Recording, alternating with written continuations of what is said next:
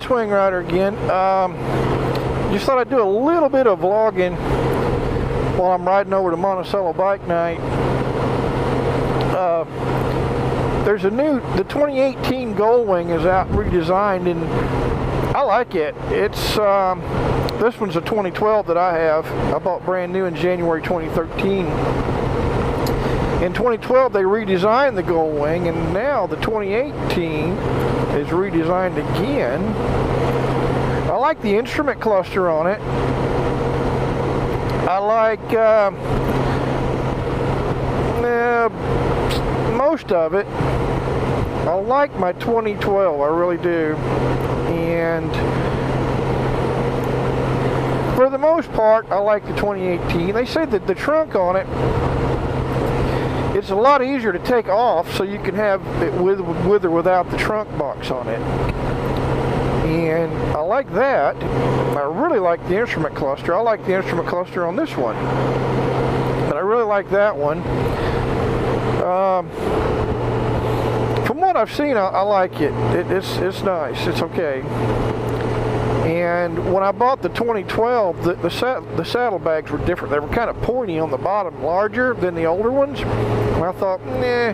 But after I got used to it, I fell in love with it. I mean, I really like them. You get used to it, and you really, I like them a lot. So, but anyway, I'm heading over to Monticello bike night, and this is Greenville. I'm passing through Greenville, Florida, home of Ray Charles. And they actually have a sign pointing down the street to where his house was, where he lived when he was a little boy. And they're still there. So if you're ever in Greenville, Florida, little town, not a whole lot to it, very little to it. Let's see if I can find that sign for you. It'll be on the left up here. Let's see. On that pole there,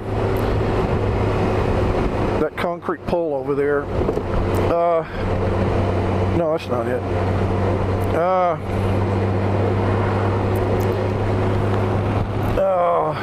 Where is it? It's somewhere.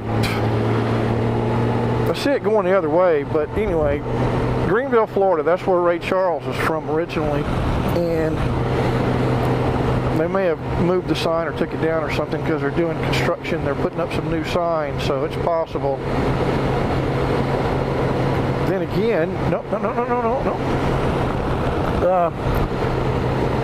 That's the road right there, and I think one of these signs is it. Ray Charles Memorial Highway. Yes, that was it. Anyway, on a Goldwing, do's and don'ts. I've done a lot of research. I'm a former mechanic. I'm also a retired Florida Highway Patrol officer. So I've talked to people at Honda. I've had new wheels put on this one because the coating peeled off, and I've had new wheels put on it. I had it done under warranty. It didn't cost me anything.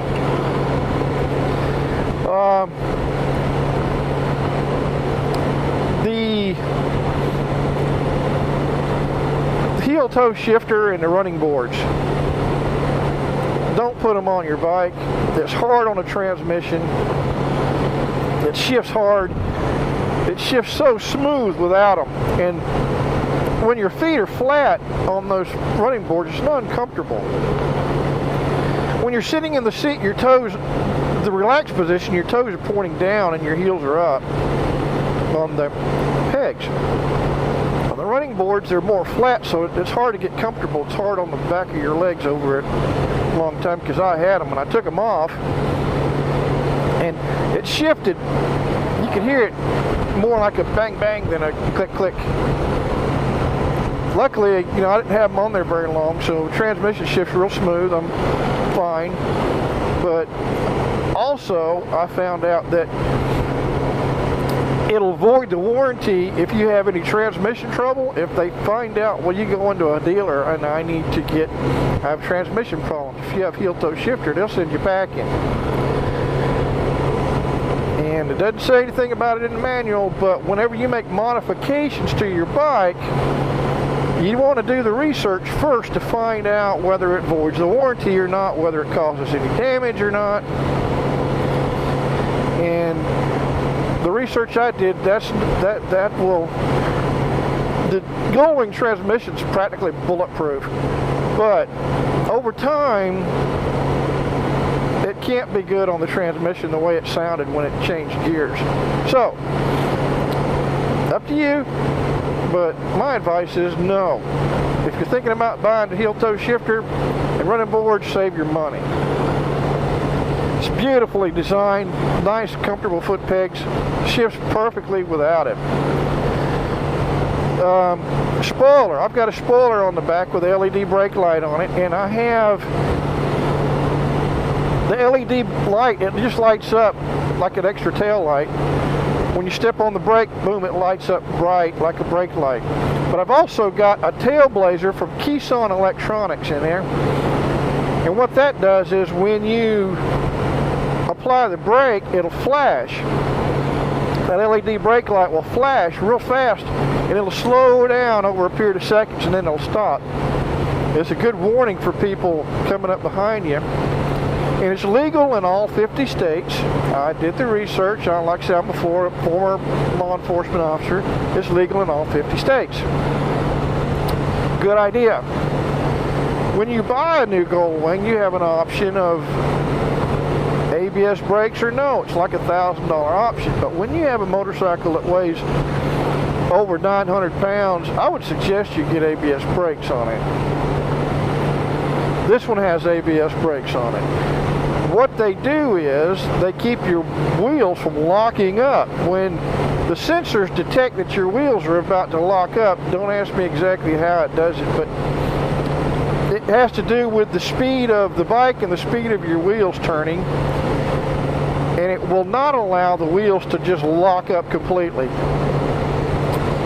And here's the thing, if you are on a slick roadway, it's raining or something, and you hit the brakes and your wheels, your tires, your wheels lock up, you're out of control. You no longer have control at all. You're going down. In a vehicle, you lock your you lock your wheels up, you lose your steering, it just goes forward. Skids, you're out of control. But as long as that wheel is turning, you have some control. So if you're going to get a new gull-wing, make sure it has ABS brakes on it. GPS, that part's up to you. I love the GPS on this bike. This bike has everything. It's a C model. Has everything except the airbag in here. And here is like a glove box. I keep my registration, insurance papers, and all in there. And it's lockable too. There's a key lock over there that locks it. Put your valuables, whatever, in there.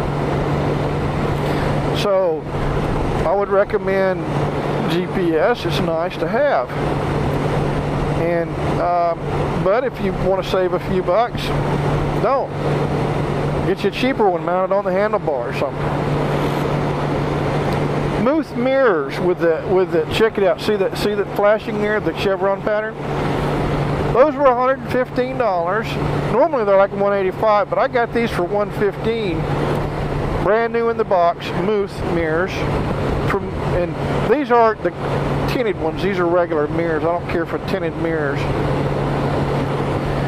I just wear sunglasses. But that will alert somebody that's next to you or coming up next to you. If they don't see that light blinking on the rear, they may see that one. It's a safety issue, so I would recommend those. If you're buying a new 2018 gull-wing, I don't know if they have anything, what's available yet. Just recommendations for safety. Headlights. You can change headlights on them. You can get different stuff to put in there, LED or whatever. Not LED, but brighter headlights, something. The headlights on this gull-wing are factory. Somebody asked me in a video, they saw the headlight on. They said, man, that's bright. What did you do? I didn't do a thing. That's factory. It's got some bright lights. Dim, bright lights from the factory are more than enough. A modulator to make your headlights flash during the day is legal, except when the sun goes down at night. It's not legal. But if you get one of those, it has a sensor on it that detects day and night, and it won't work at night. So I don't like the headlight modulators, but it's a safety thing. If you like it, good. If not, I don't care for them myself. But it alerts people that they notice it, they see you. So it may make it a little safer. If somebody's about to pull out and they see that thing flashing, it might get their attention more than just a regular headlight. Like I say, it's just me. I don't really want it, but you may. I anticipate when somebody pulls up to a stop sign or something, and I'm heading down the road on my bike, even my car, whatever, I anticipate them pulling out in front of me, rather than just, oh, well, today's he driving down the road. Because I've seen so many car crashes that way. Excuse me. So I anticipate, I prepare for it, and it will actually help you stay out of problems, keep you out of wrecks. Keep proper distance in traffic and people in front of you. That'll help you. Drive the speed limit. That'll help you. Plus, it's the law. Gives you more reaction time. Keep good tires and brakes on your bike. Pay attention. Don't look away. Don't mess around when you're riding. Keep both hands on the handlebars, unless you're, just for a second or two, changing the radio station or something. Of course, I do that with my thumb on this one. But be safe on a bike. Proper gear, helmet, jacket, gloves, whatever, shoes. Because you never know. That show that William Shatner used to do, Emergency 911, it's all these people that never thought it could happen to them. Well, it can.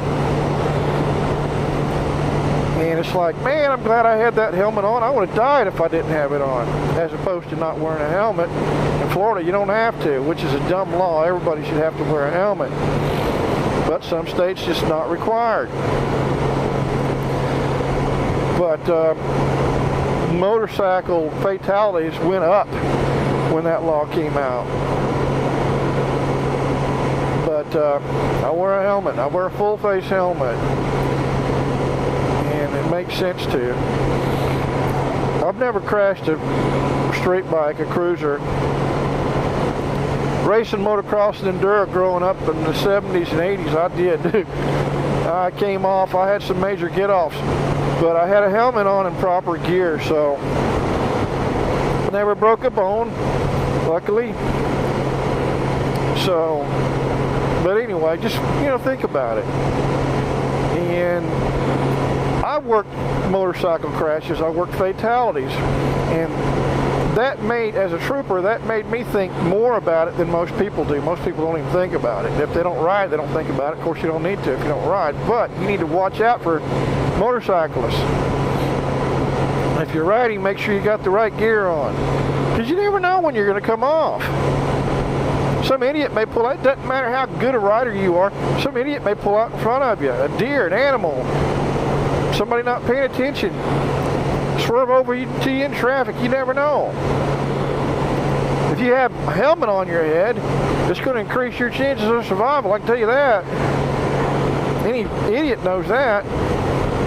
Think about it. But anyway, I'm going to kill this one and do one more piece when I get into Monticello at bike night on this video. That way it won't be so long. But I'll do one more piece, and that way I get a little, see how many there. There might not be that many there. It might be too cold for some of these wussies. I don't really know. Also, another thing, on a Gold Wing, if you set your cruise control, several ways you can turn it off. One, you can hit the button. Two, you can hit the brake. Or the throttle, twist it forward and it'll click. Most people don't know that. You twist the throttle forward, see, and it'll kick it off. Did you know that? It does. Just twist it forward and you feel a little click and it'll go off. Anyway, back at you in a sec.